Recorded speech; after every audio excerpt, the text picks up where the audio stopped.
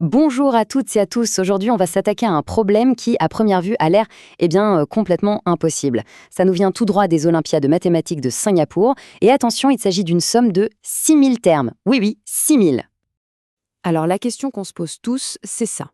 Comment fait-on pour résoudre l'impossible? Face à un monstre de calcul comme celui-là, c'est clair, la force brute, ça ne marchera jamais.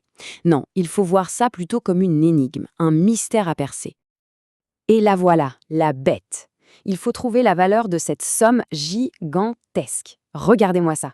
On a une fonction, f, qu'on applique une fois, puis une deuxième fois, une troisième, et on continue comme ça jusqu'à 6000 fois. Rien que d'y penser, ça donne le vertige, non? Tenter de calculer ça à la main, ça prendrait une vie entière.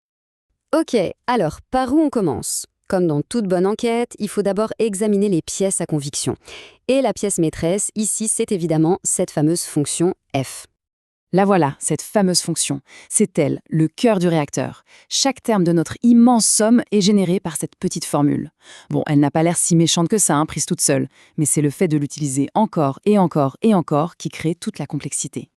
Alors, pour bien comprendre ce que veulent dire ces petits f au carré ou f au cube, il faut qu'on parle de composition de fonctions.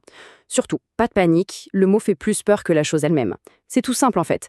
F au carré de x, ça veut juste dire qu'on prend le résultat de f de x et hop, on le remet dans la même fonction f. C'est comme si on passait le résultat une deuxième fois dans la machine.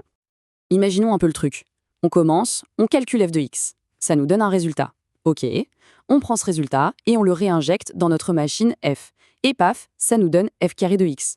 On prend ce nouveau résultat, on le remet encore une fois dans la machine et on obtient f cube de x. C'est cette boucle, cette répétition qui est au cœur de notre problème. Et c'est là que ça devient intéressant, que le travail de détective commence. Que se passerait-il si on calculait juste les toutes premières compositions de cette fonction?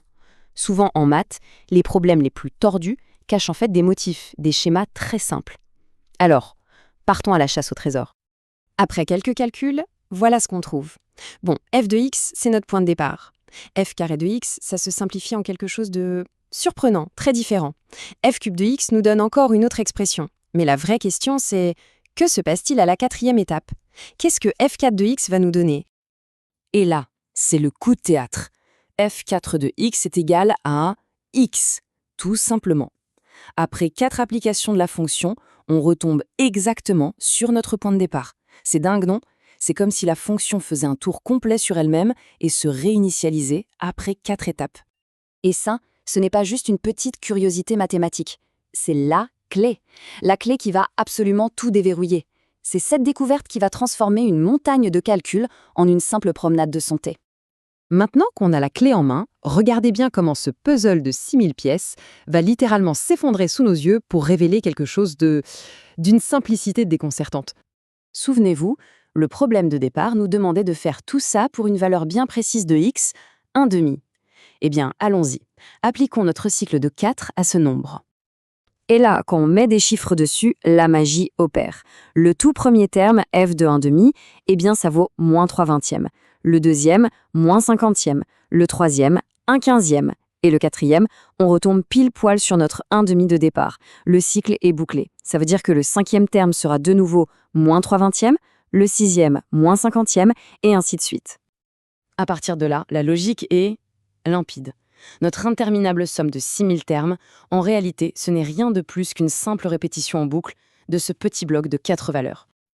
Ok, mais combien de fois ce petit bloc se répète? Eh bien, c'est un calcul tout bête. On a 6000 termes en tout, le bloc en fait 4, donc 6000 divisé par 4, ça nous donne 1500. On a donc 1500 répétitions parfaites de notre cycle.